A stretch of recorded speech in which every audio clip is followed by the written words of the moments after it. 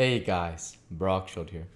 Back with you with the next video in our series, Great Expectations by Charles Dickens. Without further ado, returning to Great Expectations. When I got into the courtyard, I found Estella waiting with the keys, but she neither asked me where I had been, nor why I had kept her waiting, and there was a bright flush upon her face, as though something had happened to delight her. Instead of going straight to the gate, too, she stepped back into the passage and beckoned me. Come here. You may kiss me if you like. I kissed her cheek as she turned it to me. I think I would have gone through a great deal to kiss her cheek, but I felt that the kiss was given to the coarse common boy as a piece of money might have been, and that it was worth nothing. What with the birthday visitors, and what with the cards, and what with the fight, my stay had lasted so long that when I neared home the light on the spit of sand off the point on the marshes was gleaming against a black night sky, and Joe's furnace was flinging a path of fire across the road. Chapter 12. My mind grew very uneasy on the subject of the pale young gentleman. The more I thought of the fight, and recalled the pale young gentleman on his back in various stages of puffy and encrimsoned countenance, the more certain it appeared that something would be done to me. I felt that the pale young gentleman's blood was on my head, and that the law would avenge it. Without having any definite idea of the penalties I had incurred, it was clear to me that village boys could not go stalking about the country, ravaging the houses of gentlefolks, and pitching into the studious youth of England, without laying themselves open to severe punishment. For some days I even kept close at home, and looked out at the kitchen door with the greatest caution and trepidation before going on an errand, lest the officers of the county jail should pounce upon me. The pale young gentleman's nose had stained my trousers, and I tried to wash out that evidence of my guilt in the dead of night. I had cut my knuckles against the pale young gentleman's teeth, and I twisted my imagination into 1,000 tangles, as I devised incredible ways of accounting for that damnatory circumstance when I should be haled before the judges.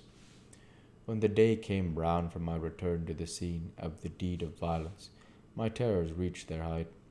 Whether myrmidons of justice, specially sent down from London, would be lying in an ambush behind the gate, whether Miss Havisham, preferring to take personal vengeance for an outrage done to her house, might rise in those grave clothes of hers, draw a pistol, and shoot me dead, whether suborned boys and a numerous band of mercenaries might be engaged to fall upon me in the brewery, and cuff me until I was no more.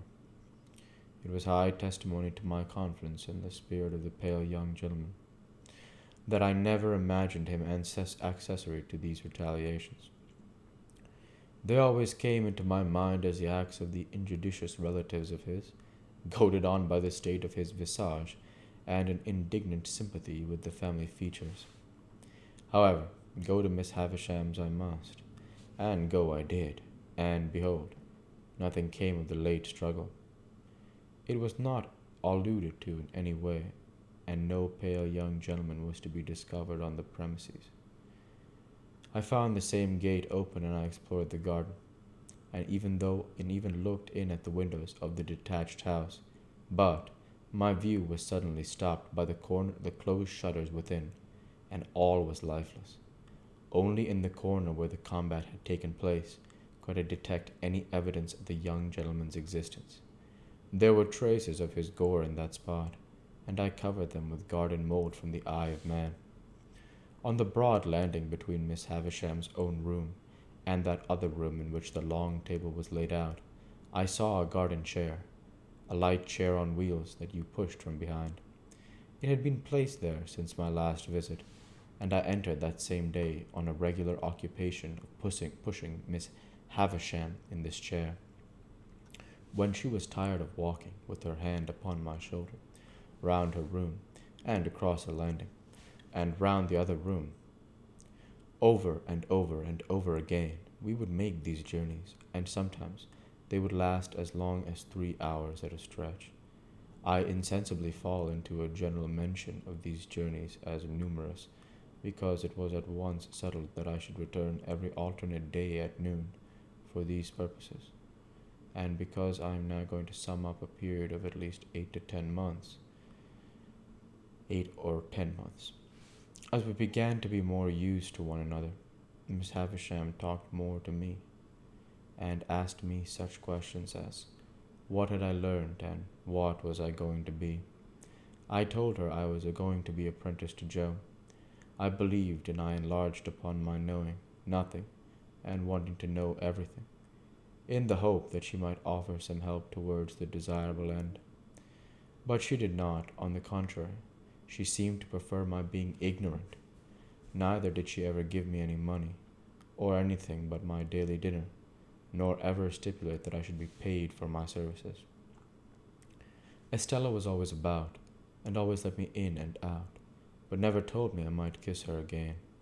Sometimes she would coldly tolerate me, sometimes she would condescend to me, sometimes she would be quite familiar with me, sometimes she would energetically tell me energetically that she hated me.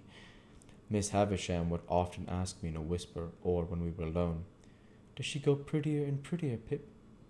And when I said yes, for indeed she did, would seem to enjoy it greedily.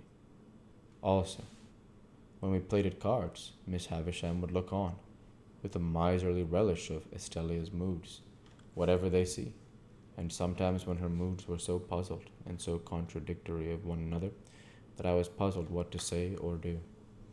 Miss Havisham would embrace her with lavish fondness, murmuring something in her ear that sounded like, "Break their hearts, my pride and hope. Break their hearts and have no mercy." There was a song Joe used to hum fragments of at the forge, of which the burden was Old Clem. This was not a very ceremonious way of rendering homage to a patron saint, but I believe Old Clem stood in that relation towards smiths. It was a song that imitated the measure of beating upon iron, and was a mere lyrical excuse for the introduction of Old Clem's respected name. Thus you were to hammer boys round, Old Clem, with a thump and a sound, Old Clem. Beat it out, Old Clem, with a clink for the stoat, Old Clem. Blow the fire, Old Clem. Roaring drier, soaring higher, Old Clem. One day, soon after the appearance of a chair,